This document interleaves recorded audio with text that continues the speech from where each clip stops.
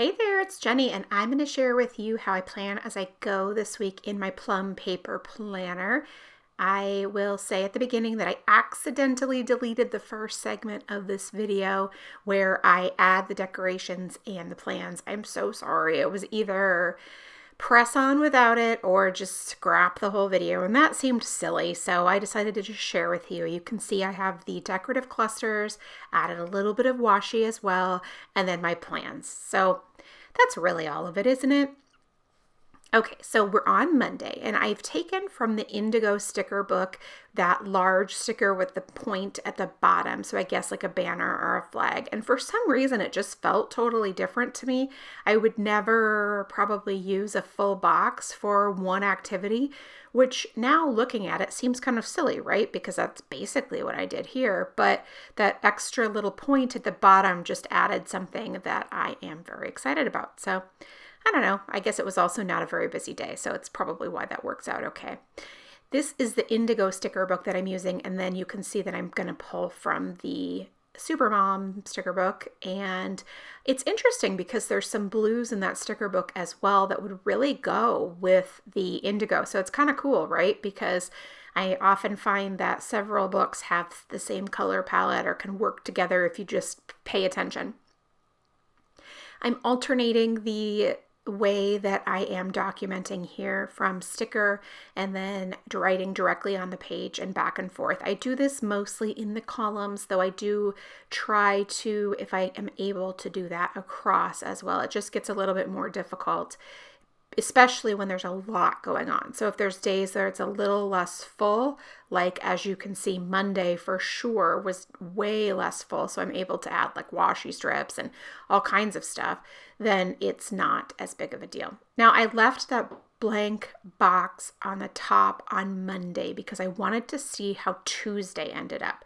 So for example, if Tuesday ends up being equally as unbusy and I don't use that top, then I can add one big element across, if that makes sense. You'll see in a little bit how we work that out. Now, I'm also trying to document, as you saw right there with that baseball game, wins and losses. I don't do that every year. Sometimes I do, sometimes I don't. Really, honestly, I sometimes start and then don't finish like in the season. And so this year I'm just trying to document it because it was, I don't know, it's an interesting thing to include, right? Especially at this time this year when there isn't quite as much going on, although I feel like I can't say that anymore. I feel like we're basically back to the same amount of activities that we've had always. So I don't know, just feels right. All right, so you can see how I've alternated back and forth between the stickers and writing directly on the page.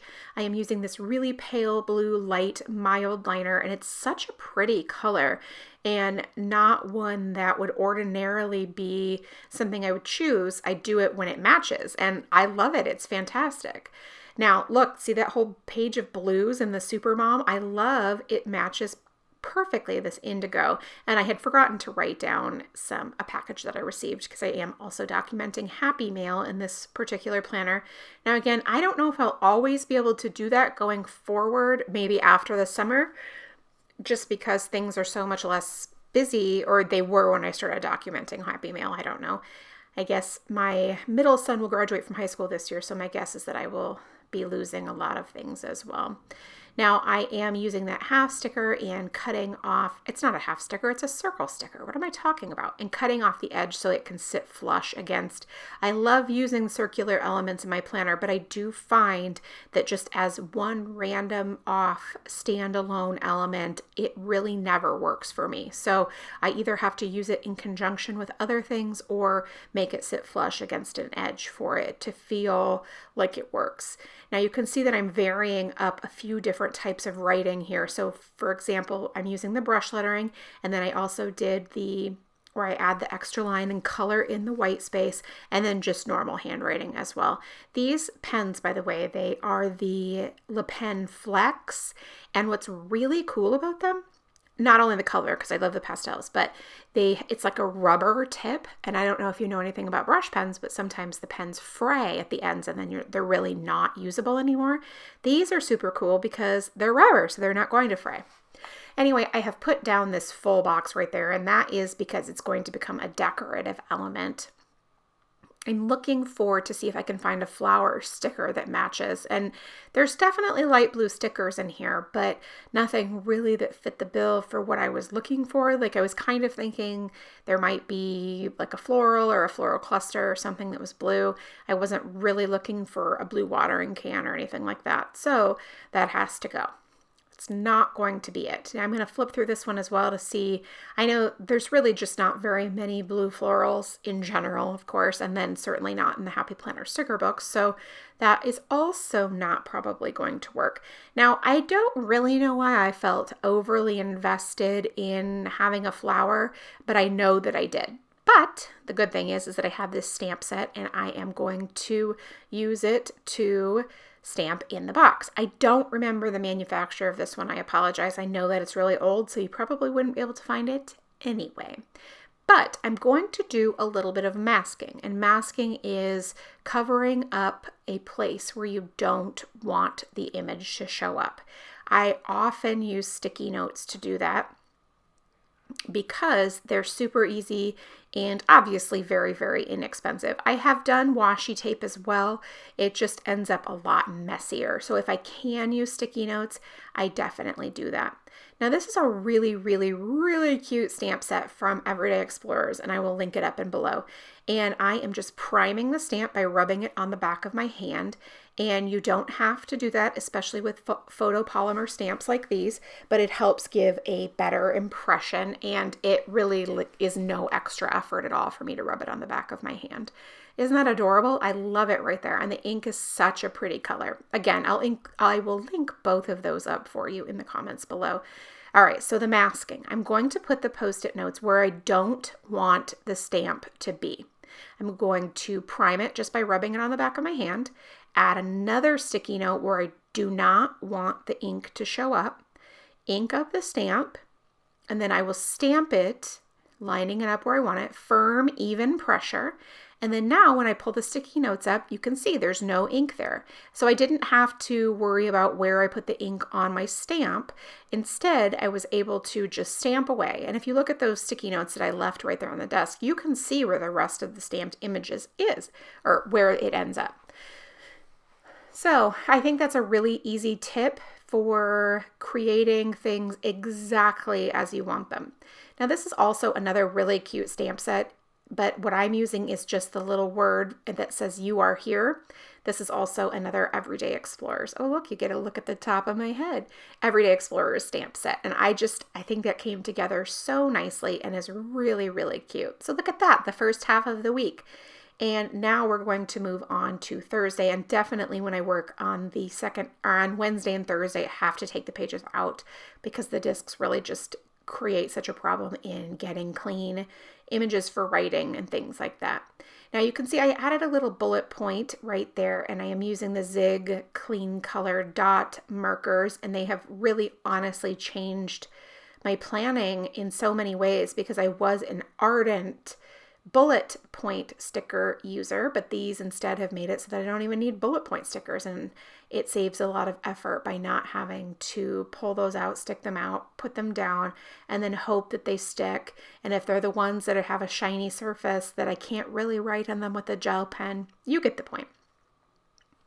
All right, so I added the couple of little things that I needed to add right there, but then there was a big section where that was it. That was it for me on Thursday. So now I want to add a decorative element. And so what I'm going to do is I'm going to flip through here and look for stickers. And I have kind of an idea of what I want, but I'm not 100% sure. So first, this little, I guess you'd call it a banner or flag, but it didn't really work out. It doesn't have a sharp end. Now I want to use this Enjoy stamp. Now I left this in here because I want to talk about this. I put it on the block. I am priming it, and I notice right away when I'm priming it that it feels a little bit different, but I go ahead and I ink it up anyway. Then I see that it's really covered all over, but again, I'm going to use it. Now see there, all the ink in between. The stamp part of it was not raised enough to create a clean image. Rarely are stamps messed up like this. Now, when I say rarely, you're like, oh my God, Jenny, I've gotten one that was messed up. Yeah, it totally happens, but it's really honestly not as much as you would think. So I'm going to pull these up and I'm going to use this big label to cover it because obviously I can't leave it like that. And even for me, somebody who is not a perfectionist, I can't leave that like that. So we're covering it up. So it's cool. It's gone. Don't have to worry about it. That's one of the good things about stamping is that because it's not dimensional, you can cover it up. It's no big deal. There's usually stickers or whatever. All right, so we're going to add a circular sticker just to add a little bit more interest to it because as you can see, that's a big sticker. See, I'm just really bummed about that stamp because it's really super cute, but completely 100% unusable. Obviously, I'll contact the manufacturer and obviously they will send me a new one. That's everybody always makes right. That's the good thing about the small businesses in the paper crafting industry. You never have to worry about that. So instead, I'm going to use this Small Studio Calico April stamp. I will link it up below. It's the cutest little stamp set. And I'm just going to stamp April right there. Obviously, I really probably should add some other big decorative element to make it super cute. See, that's the stamp set. It's adorable. There's so many cute little elements right there. But, you know, I really sort of got thrown off by the stamp, the original Enjoy stamp not working. And so I'm really sort of fixated on that, like not fixated, but sort of distracted by that. And, you know, I'm looking definitely for more things to include, but the idea was just, you know, it didn't work. So that's all right. It's a thing. It happens. Okay, so we're going to stamp again at the bottom. And this is a different Studio Calico stamp set. And it's so, so, so cute. We're just going to add this little image at the bottom. Again, I will link all these things up for you in the description below. But I think stamping is just such a fun way. Obviously, I can use this stamp 1,000 times, 1,000 different ways. And just be able to keep using it over and over again. But I could use it with any color, you know, on any project. And it's one of the reasons why stamping is so fun for me because of the creativity that you get to have. And then also it doesn't run out. You can just keep using it over and over again once you've purchased it. So now we get to move on to Friday and continuing in the vein that I want it to be nice and full and have all the things on here. So I started at the bottom and now I will move my way up because then if I have things that, or blank space, I'm sorry, I can fill that at the top as opposed to like, oh, I've got a little bit down here, I've got a little bit over here. This way I'll leave myself a big chunk that I can use a full box sticker as you're seeing here. So I did do a little bit of layering right there. And then not only did I do layering, I put that top sticker a little off kilter as well, just to make it a little bit more interesting. I like it when things like that, intentional, of course. Obviously, nobody wants a crooked sticker, not on purpose. Now, you can see there with the washi strips at the top, I had one be straight and then one be a little bit crooked just to make it also a little bit more interesting. Now, we're going to write directly on the page starting out for Saturday and then also include the little bullet with the clean color dot marker. I don't know why it's so hard to spit all that out, but it certainly is. But now we can go ahead and write on a sticker since I've already got that directly on the page. See how on that sticker where I stamped April, it really just could use something else. I probably should have layered a couple things together and it would have been perfect, but it's not like me to obsess about these things, so I'm cutting myself some slack. All right, so we're going to move through on Saturday, and it's always funny to me because the weekends are weird. There's either a ton of things, or maybe not a ton of things, but quite a few things, or nothing at all. There's rarely anything in between, and I do feel like this seems to be the same as usual.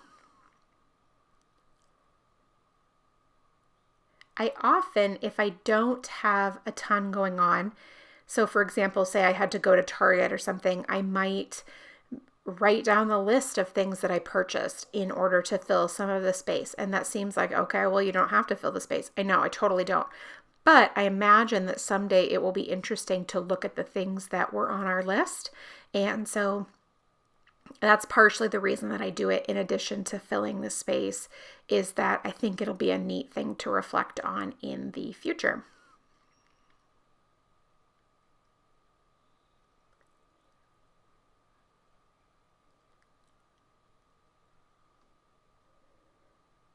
All right, so I'm adding another little bit of brush lettering over here on Sunday, and I was very excited to have a color or a pen that matched But I mean, it's not really that unusual. I have a lot of them, so it's not completely weird that I would have one that matches, but it looks good nonetheless. And I'm using the same brush marker to color in from the white space on the word dog.